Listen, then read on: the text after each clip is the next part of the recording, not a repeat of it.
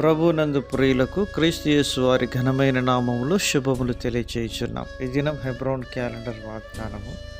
నేను క్రింద పడినను తిరిగి లేతును, యెహోవా నాకు వెలుగుగా నుండును. మీకా గ్రంథము 7వ అధ్యాయము 8వ వచనంలో దైవజనుడు మీకా ద్వారా దేవుడు మాట్లాడుతూ ఉన్నాడు.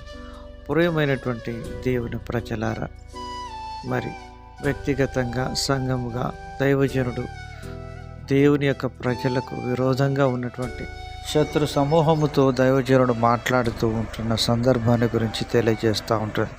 నిజానికి యెరూషలేములో ఉన్న దేవుని ప్రజలను గురించి దేవుడు ఎంతగానో ఆశను మక్కువను కనపరుస్తూ ఉంటున్నాడు.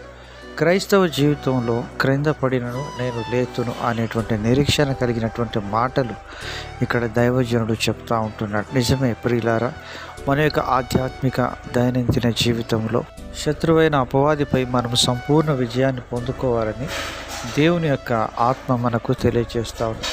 పరిశుద్ధ గ్రంథం దైవ వాక్యంలో మనం చూసినట్లయినా దేవుడు నాకు వెలుగుగా నుండును అంటున్నాడు. నిజమే, ఆయన వెలుగుగా ఉంటున్నాడు. వెలుగైనటువంటి దేవుడు యేసుక్రీస్తు ప్రభువారి వైపు చూసినప్పుడు మన జీవితంలో మనం చక్కగా నడిచే వారంగా ఉంటాం. ఎందుకనగా దావీదు వ్యభిచారమైనటువంటి పాపములు పడిపోయినప్పటికీ దేవుడు నాతాను ప్రవక్తను పంపించినప్పుడు ఆ యొక్క వాక్యమైన వెలుగును ఎప్పుడైతే దావీదు చూస్తూ వచ్చినాడో, తాను పడిపోయినటువంటి స్థితిలో నుంచి లేపబడుతూ వచ్చినాడు. తాను లేపబడి సరిచేసుకొని దేవుని సన్నిధిలో తిరిగి సమకూర్చబడుతూ వచ్చినట్లుగా చూస్తూ ఉంటున్నాం.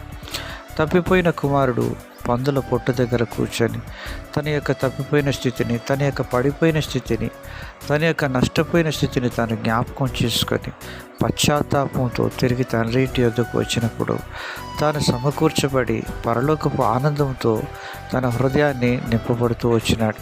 ప్రియమైనటువంటి దేవుని ప్రజలారా, ఆధ్యాత్మిక జీవితంలో ఎక్కడ మనం జారిపోయినామో, ఎక్కడ మనం పడిపోయినామో అక్కడ ఆ స్థితుల నుంచి నువ్వు లేవాలని, లేవనెత్తబడాలని పరిశుద్ధాత్మ దేవుడు నీకు సహాయం చేయాలని ఎదురు చూస్తూ ఉన్నాడు. ఆయన సహాయాన్ని నువ్వు కోరుకున్నప్పుడు ప్రభువు నీకు సహాయం చేసి ఆధ్యాత్మికమైనటువంటి జీవితంలో నేను ముందుకు నడిపించాలని దేవుడు కోరుతున్నాడు.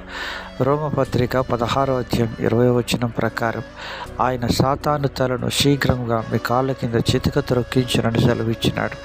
ఈ విధంగా దేవుడు తన సంఘమును అలాగున దేవుడు బలపరుస్తూ వచ్చినాడు. ఆ విధంగా శత్రు బలమంతటిపై యేసుక్రీస్తు నామములో సంఘానికి దేవుడు విజయం ఇచ్చినాడు. అలాగ ప్రభు దీవించునుగాక.